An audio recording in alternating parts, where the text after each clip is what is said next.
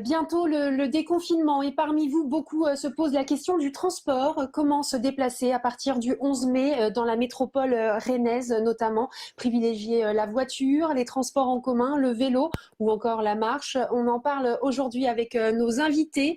Pour ce qui est des transports en commun, les modalités de déconfinement du Réseau Star étaient présentées ce matin, Philippe Berthoud.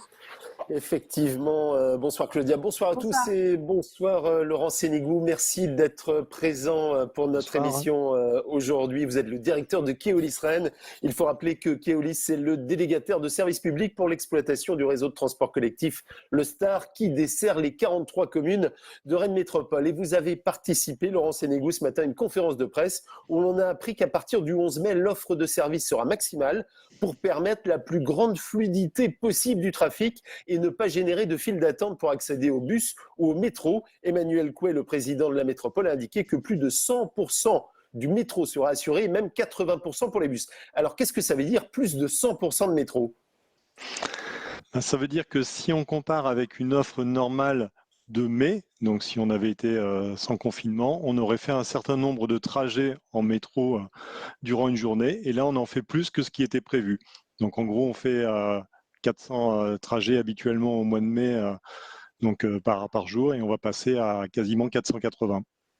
En ce qui concerne les bus, vous avez misé sur les lignes, ce que vous appelez les lignes structurantes. Oui, ce qu'on a souhaité, c'est avoir une offre qui soit maximale pour permettre le respect des gestes barrières et notamment des distances physiques à bord.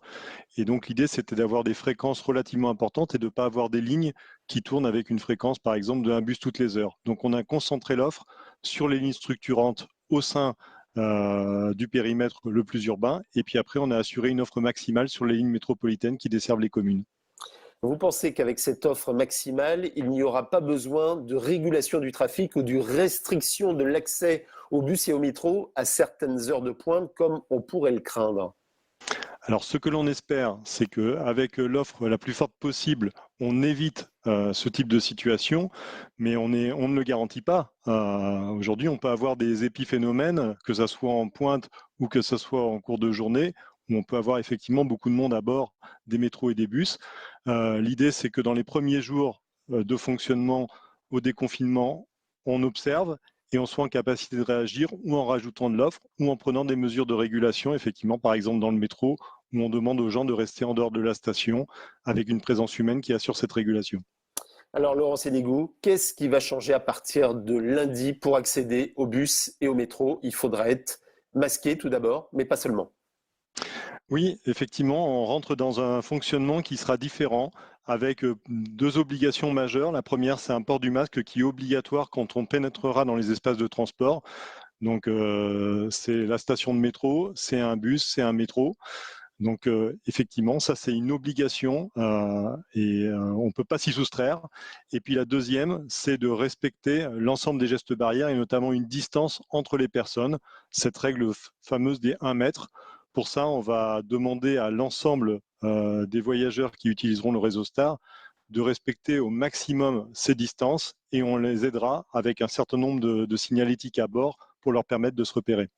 Par exemple, on ne pourra pas s'asseoir sur tous les sièges du véhicule. Oui, voilà, ce qu'on préconise, c'est que on va condamner un siège sur deux, on va demander aux gens de s'asseoir sur un siège sur deux, de manière à essayer de respecter cette distance d'1 mètre. Vous avez calculé qu'a priori, à partir de lundi, vous allez connaître uniquement 30% de la fréquentation habituelle. Ça veut dire que peut-être que les gens ont peur de retrouver les transports publics en cette période de Covid-19. Qu'est-ce que vous avez prévu pour le nettoyage, la désinfection des matériels? Alors, en termes de fréquentation, déjà, c'est assez difficile de voir ce qui va se passer le 11 et les jours qui viennent parce qu'on n'a plus les étudiants, on a les scolaires qui vont reprendre progressivement. Donc, certainement, on va avoir une fréquentation qui va monter. Le président a dit aussi ce matin d'inciter au télétravail et à l'étalage des pointes, donc en essayant de maximiser les horaires décalés au sein des entreprises, donc ça peut avoir un effet.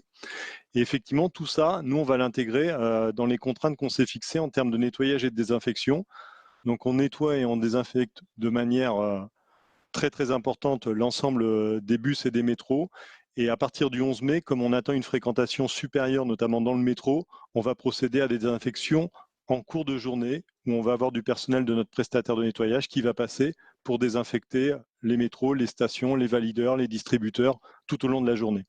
Donc, il n'y a pas de crainte particulière à prendre les transports publics à partir de lundi prochain. Tout est fait pour assurer une sécurité sanitaire maximale.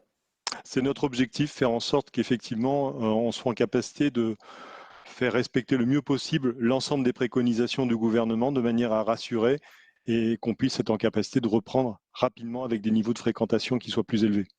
Et comme le disait le président Couette ce matin, vous comptez au maximum sur le civisme des voyageurs rennais.